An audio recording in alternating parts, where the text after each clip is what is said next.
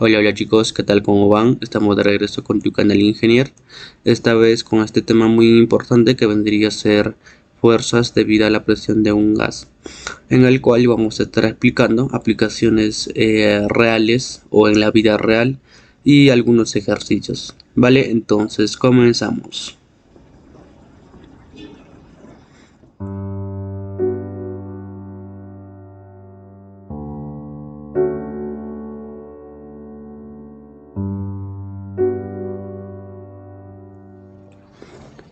Tenemos una introducción a las fuerzas ejercidas sobre un gas. Los gases ejercen presión a cualquier superficie con la que entren en contacto, ya que las moléculas gaseosas se hallan en constante movimiento. Al estar en movimiento continuo, las moléculas de un gas golpean frecuentemente las paredes internas del recipiente que los contiene.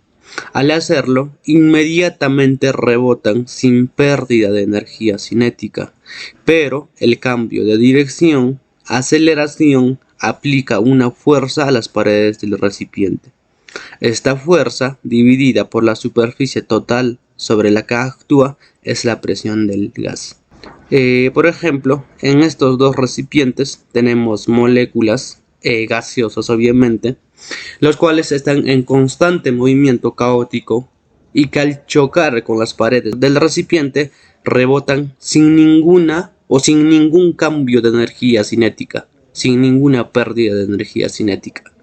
Pero al cambiar su dirección va a producirse una fuerza sobre el área, y esa fuerza sobre el área va a ser la presión ejercida por el gas. Tenemos algunas consideraciones para resolver diferentes ejercicios. Por ejemplo, la variación de presión es el peso específico del líquido. Si estamos trabajando con el agua, será del agua. Si estoy trabajando con el aceite, será del aceite por su altura.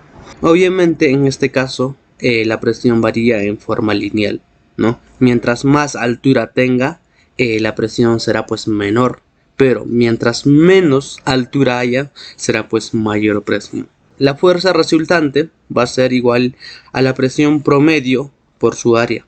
Nosotros sabemos que la presión promedio es la que se va a ejercer en la mitad del muro. En este caso es esta de acá, la fuerza resultante. Entonces nosotros podríamos expresar la presión media como el peso específico por la altura sobre 2. Si nosotros reemplazamos a la ecuación de fuerza resultante, obtendríamos esta ecuación: fuerza resultante igual al peso específico del líquido por la altura por el área sobre 2, donde la altura está medido en metros, área está medido en metros cuadrados, presión en kilopascales y el peso específico en newton metro cúbico.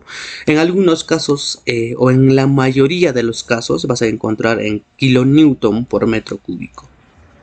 Tenemos algunos pasos que debemos de seguir para resolver aplicaciones. Lo primero que debemos hacer cuando tengamos este tipo de aplicaciones es calcular la fuerza resultante por medio de la ecuación, ¿no? O sea, de esta ecuación: fuerza resultante igual al peso específico del líquido por la altura sobre 2 por el área, donde tenemos el peso específico del fluido, profundidad total del fluido, área total de la pared. Como segundo punto, tenemos que localizar el centro de presión a la distancia vertical de h tercios, a partir del fondo de la pared. Entonces, a partir del fondo de la pared, o sea, desde esta parte, nosotros tenemos que localizar lo que vendría a ser centro de la presión, que va a ser h tercios, desde el vértice de 90 grados. Entonces, esto sería nuestro punto 2. Y el punto 3 es mostrar la fuerza resultante que actúa en el centro de presión en forma perpendicular a la pared. Obviamente, las fuerzas distribuidas o la resultante de las fuerzas distribuidas sobre la pared van a ser perpendiculares a dicha pared. Tenemos aplicaciones en la vida real, por ejemplo, aplicaciones en la industria automotriz, lo que es el funcionamiento del sistema de frenos por el aire, ¿no? O por aire.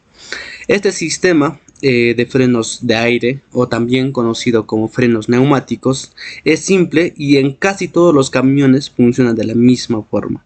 Se denomina así porque se usa la presión del aire, como se puede observar en esta figura.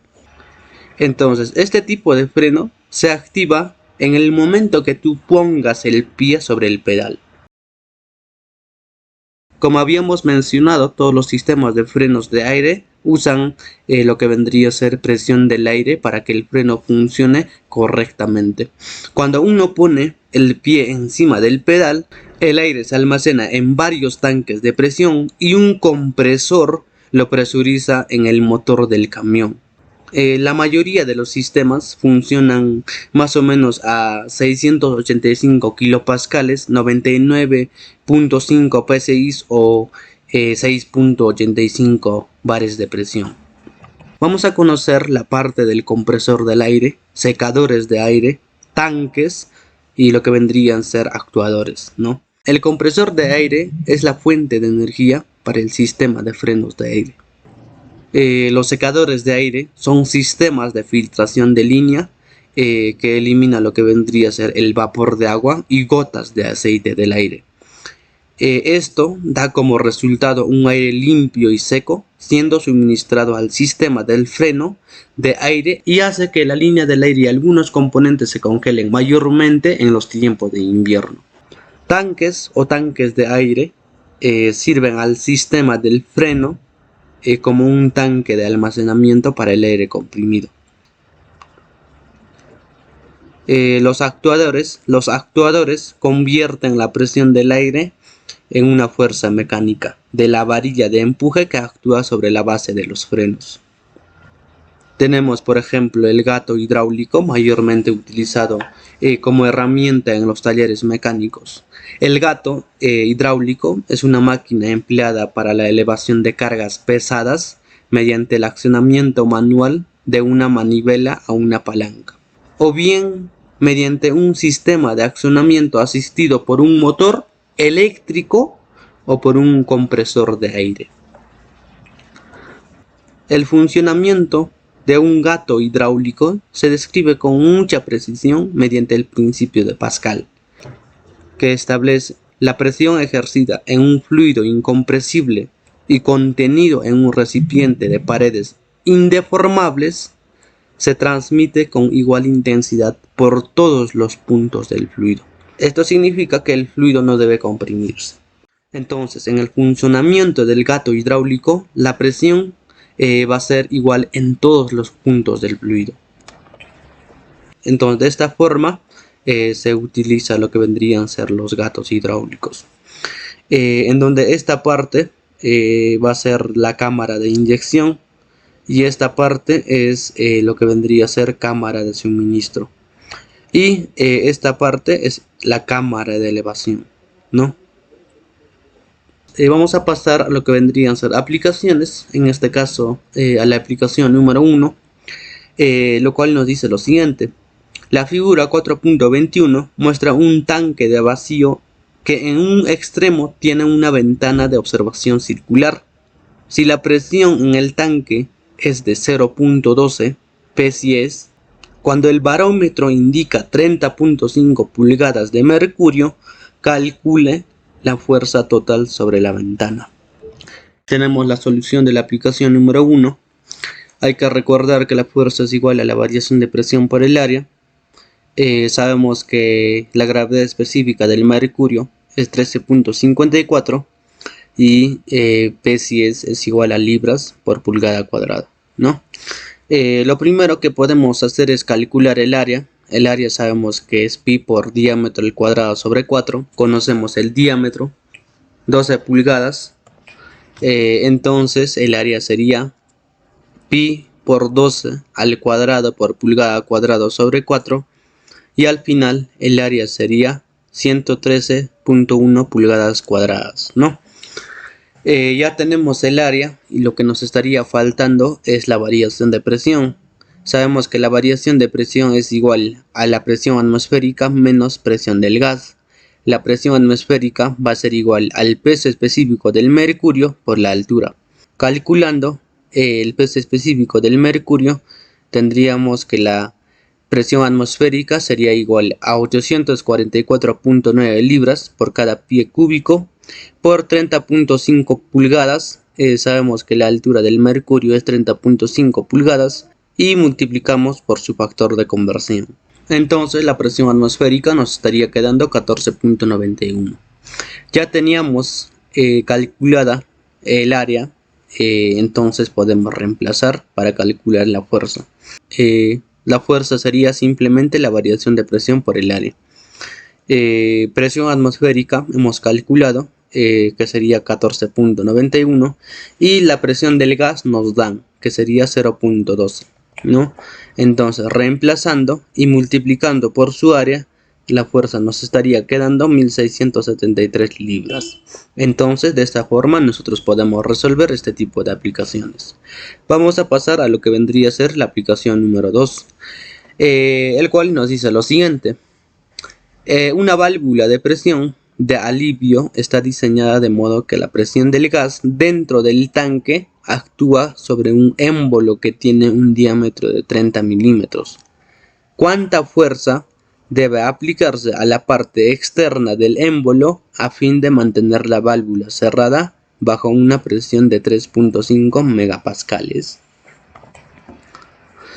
Tenemos la solución de la aplicación número 2. Lo que nos está pidiendo es cuánta fuerza debemos aplicar al émbolo por la parte externa para mantener la válvula cerrada bajo una presión de 3.5 megapascales. Recordamos que la fuerza es igual a la presión por el área.